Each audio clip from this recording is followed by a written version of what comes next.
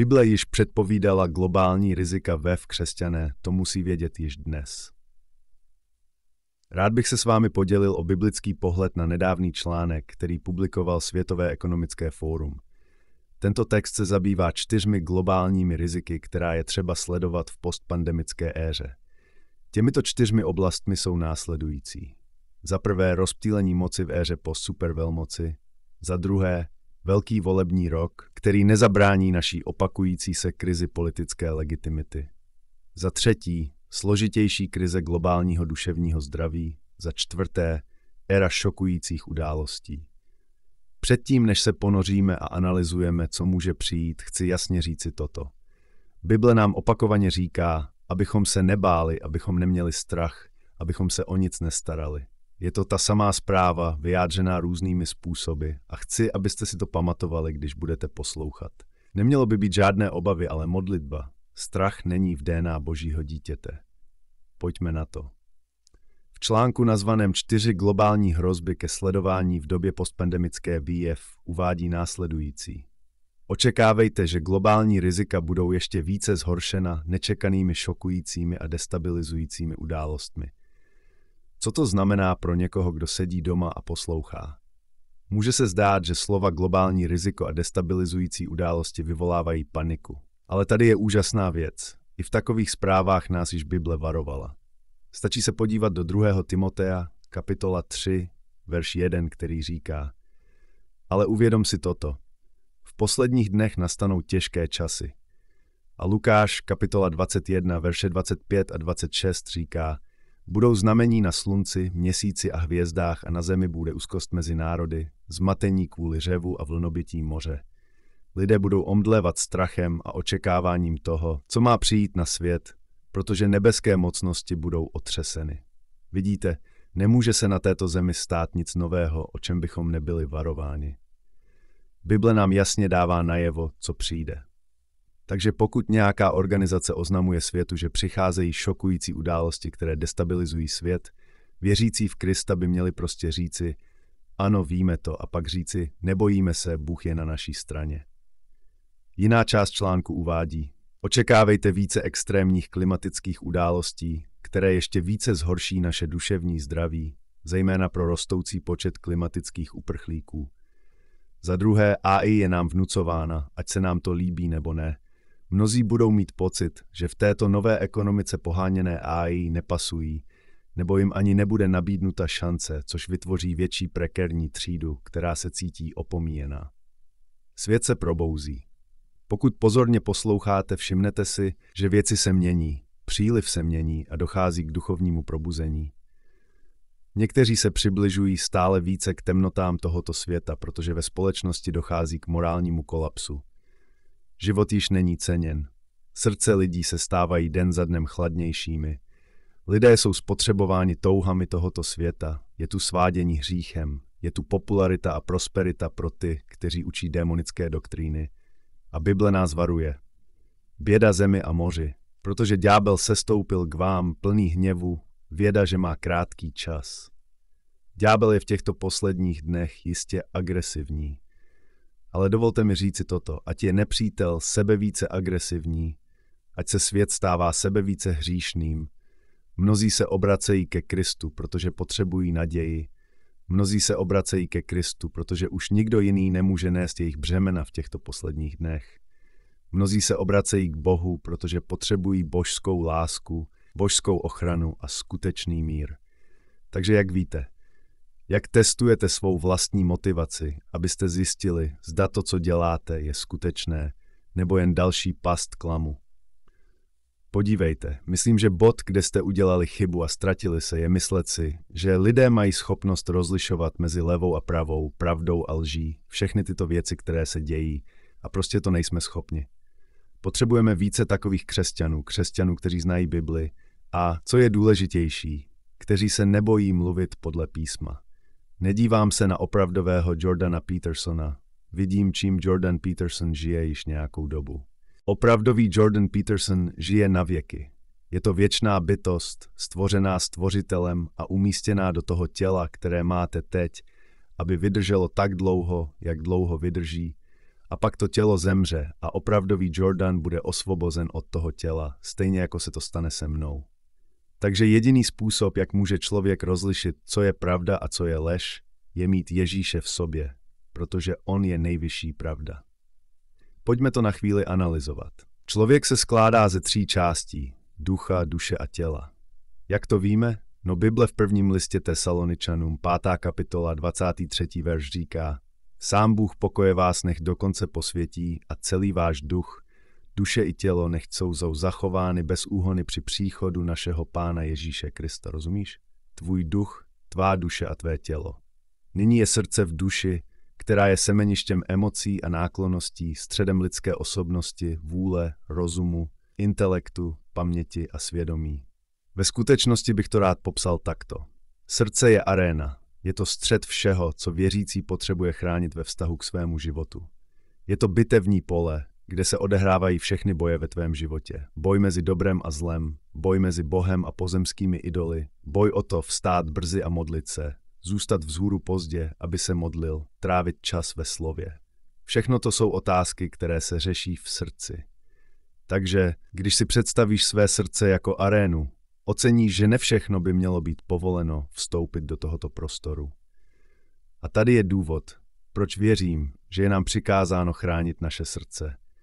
Protože Bůh chce vstoupit do arény našeho srdce, chce sedět na trůnu našeho srdce, ale ďábel také, stejně jako ty se svou vlastní vůlí a sobeckými touhami. Proto bez Ježíše Krista ve tvém srdci jsi ztracený a neschopný milovat, odpouštět nebo porazit hřích. Takže pokud máš pravdu, která žije v tobě, což není něco, co máš sám od sebe, jsme totiž od přírody špatní, neseme hřích od narození. Hřích je cokoliv, co je méně než dokonalost. Nemusíš být vrah, abys byl hříšník, nemusíš být něco strašného, abys byl hříšník, cokoliv méně než absolutní dokonalost v očích Páně je hřích. Takže jsme hřích, jsme v neustálém stavu toho a nemůžeme z toho uniknout. Ale jediný způsob, jak tím projít a dostat se do nebe, když zemřeš, je, že přivedeš Syna Božího, požádáš, aby vstoupil a odevzdáš svou vůli jemu. Nikdo není bez hříchu. Musíme vědět, že Bible říká v Římanům 3. kapitole, 1. verš. Jak je psáno, není spravedlivý ani jeden. Pokud svou naději vložíš do lidí, do pastora, budeš zklamaný. Jen Ježíš Kristus je dokonalý, jen Ježíš Kristus tě nikdy nemůže zklamat. Mým druhým bodem je, že my všichni do určité míry musíme bojovat proti životu dvojím životem. Je tu boj mezi tím, kým jste na veřejnosti a tím, kým jste v soukromí. Bůh vidí srdce, Bůh vidí, co je děláno v soukromí, Bůh vidí, co je děláno ve tmě. Pokud se prohlašujeme za následovníky Krista, nemůžeme být rozděleni na půl. Když jde o víru v Ježíše Krista, neexistuje žádná neutrální pozice. Nemůžete mít jednu nohu uvnitř a jednu venku, když jde o boží věci. Čas od času potřebujeme šok reality. Bolest ve vašem těle vám připomene, že nejste nepřemožitelní. Připomene vám, že nejste Superman, nejste Superwoman. Nemoc může přijít z ničeho nic a připomenout vám vaši smrtelnost. Vidíte, čas od času potřebujeme dostat šok reality. A nevím jak vy, ale už jste někdy měli pocit, že vám Bůh dával šok reality? Možná všechno ve vašem životě šlo dobře a najednou přijde bouře z ničeho nic. Ale je to boží způsob, jak vám připomenout, že ho stále potřebujete. Bez ohledu na to, jak dobře se vám daří, stále potřebujete Ježíše. 1. Petrův kapitola 4 verše od 1 do 7 říká: Přišel čas, kdy soud začne v domě Božím. A pokud začíná s námi, jaký bude osud těch, kdo neuposlechnou evangelium Boží? A pokud se spravedlivý stěží zachrání, co bude s těmi, kdo nesledují spravedlnost? Proto ti, kdo trpí podle Boží vůle, by měli svěřit své duše věrnému Stvořiteli, zatímco stále dělají dobro. Nemyslíte, že je to podnětné? Nemyslíte, že je to šok reality pro každého křesťana, muže či ženu? Všichni víme, že přijde den soudu s Pánem. Víme, že existuje kniha života. Víme, že je den, kdy budou všechny naše skutky zkoušeny ohněm. Co mě však v této pasáži z 1. Petra 4 vyzývá, je místo, kde začínají boží soudy. Verš 17 říká: Přišel čas, kdy soud začne v domě Božím. Pokud soud začne, znamená to, že my, církev, budeme souzeni první. Boží soud začíná s námi. To pro mě ukazuje, že Bůh je spravedlivý, že jeho soud není jen vyhrazen pro ty, kteří odmítají Krista, ale také pro ty, kdo jsou v církvi. Je to šok reality. Soud začíná s těmi, kdo vyznávají, že jsou křesťany. Nyní, kolik z nás je připraveno být souzeno? Mysleli byste si, že jako aktivní křesťané v církvi bychom byli vždy připraveni na Boží soud, ale podle mého názoru, pokud by nás Bůh soudil právě teď, mnoho z nás by jednoduše nebylo připraveno. Nebylo by na to připraveno. Bible nás upozorňuje na nebezpečí, že budeme špatně spaseni uvnitř církve, což znamená, že mnoho lidí vyznává Krista, ale je pouze povrchně spaseno. Matouš kapitola 7, verš 21 až 23 říká: Ne každý, kdo mi říká, Pane, Pane, vejde do království nebeského, ale ten, kdo činí vůli mého Otce, který je v nebi. Mnozí mi v onen den řeknou: Pane, Pane, co pak jsme neprorokovali ve tvém jménu a ve tvém jménu vyháněli démony a ve tvém jménu činili mnoho zázraků? A tedy jim řeknu otevřeně: Nikdy jsem vás neznal. Odejděte ode mě vy, kdo činíte nepravost. Lidé, kteří říkají Pane, Pane, jsou lidé z církve, ale Ježíš říká: I když jsi v církvi, i když znáš výrazy a způsoby, až přijde den soudu, máš mě v srdci? Není prostor pro pokrytectví v našich životech jako věřících. Musíme být plně milující a žít pro Boha, abychom mohli být s ním na věky. Otázkou je, kolik z vás v církvi má opravdovou lásku pro Ježíše Krista? Kolik z nás je skutečně spaseno a na druhou stranu, kolik je falešných, ale tvrdí, že jsou opravdoví? Bůh ví, že mezi námi jsou někteří, kteří jsou podvodníci a pokrytci, takže soud musí začít v církvi. Zajímalo by mě, jaký bude osud pokrytců v církvi. Těch lidí, kteří nosí masku a předstírají, že jsou něčím, čím nejsou. Těch lidí, kteří tvrdí, že znají a následují Ježíše, ale chovají se způsobem, který odporuje Pánovi. Bible říká v Matoušovi kapitola 6, verš 1. Dejte si pozor, abyste neprovozovali svou spravedlnost před druhými, aby vás nikdo nesoudil. Když dáváš almužnu, neohlášuj to trumpetami, jako to dělají pokrytci v synagogách a na ulicích, aby byli oslavováni druhými. Ujišťuji vás, že již dostali svou odměnu. Proto bychom neměli mít dojem, že jsme to my, kdo můžeme soudit a určit pokrytce, protože nakonec je to věc srdce a jen Bůh zná srdce. Ale měli bychom se zkoumat a soudit sami sebe takovým způsobem, abychom se ujistili, že nejsme ti pokrytci zmiňovaní v Bibli. Takže zpráva zde je: zkontrolujte své srdce. Dostali jsme jasné pokyny, které máme následovat v celé Bibli, a pokud jsme v Kristu, musíme být zcela oddáni poslušnosti. Bible říká, že všichni, kdo milují Boha, musí také milovat své bratry a sestry. Kolik z nás by bylo považováno za nedostatečné v tomto ohledu? Kolik z nás miluje své bratry a sestry? Kolik z nás miluje svého bližního? Soud začíná v domě Božím. Rozšířený překlad 1. Petrovi 4. kapitoly 17. a 18. verše říká: Je totiž čas, aby soud začal od domu Božího. A pokud začíná od nás, jaký bude osud těch, kteří nerespektují, nevěří nebo neuposlechnou evangelium Boží? A pokud je těžké, aby byli spravedliví spaseni, co bude s bezbožnými a hříšníky? Když to čtu, připomíná mi to, že nikdy nejsem tak spasený, jak si myslím, protože mohu tak snadno padnout, nebýt milosti Boží. Takže ber tuto zprávu vážně a buď varován. Soud začíná v domě Božím. Pouze říkat Pane, Pane nestačí. Je nutné činit vůli Otce, spravedlivou a svatou vůli Boží. To je to, co se počítá. Proto vás povzbuzuji, abyste se úplně odevzdali Ježíši Kristu a odstranili jakoukoliv pokrytectví.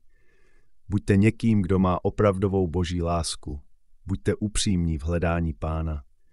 Soud začíná v domě svatých Božích, a pokud začíná od nás, co se stane s těmi, kteří Boha odmítli? Proto buďte pozorní, protože nevíte, v který den přijde váš Pán. Toto volání k bdělosti a pozornosti je pro nás dnes stejně důležité, jako bylo pro učedníky, když Ježíš tato slova řekl. Stejně jako bdělý strážce zůstává ostražitý vůči možným hrozbám, musíme být bdělí a pozorní vůči znamením blížícího se návratu Krista. Fascinující na strážci je, že má mnoho různých rolí, všechny stejně důležité. Ve starověku byl strážce odpovědný za ochranu měst a vojenských táborů před nečekanými nepřátelskými útoky, stejně jako před jakýmikoliv jinými potenciálními nebezpečími. Stráže na hradbách sledovali posly, nebezpečné armády nebo blížící se vyslance. Ve 2. knize Samuelovi 18 nám je řečeno, že David seděl mezi 2 branami a strážce vystoupil na střechu nad bránou hradeb, zvedl oči a viděl muže běžícího samotného. Pak strážce zakřičel a řekl králi, a král řekl, pokud je sám, má ve svých ústech zprávu, a posel se rychle přiblížil. Úkolem strážce je být vždy ostražitý, dívat se do dálky, sledovat, čekat a být určitě pozorný.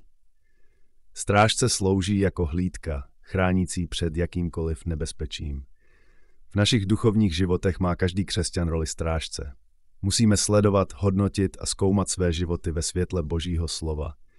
Musíme chránit brány našich očí, uší a srdcí před hrozbou hříchu, zla a ďábla. Musíme být strážci nad touhami a náklonnostmi našich srdcí.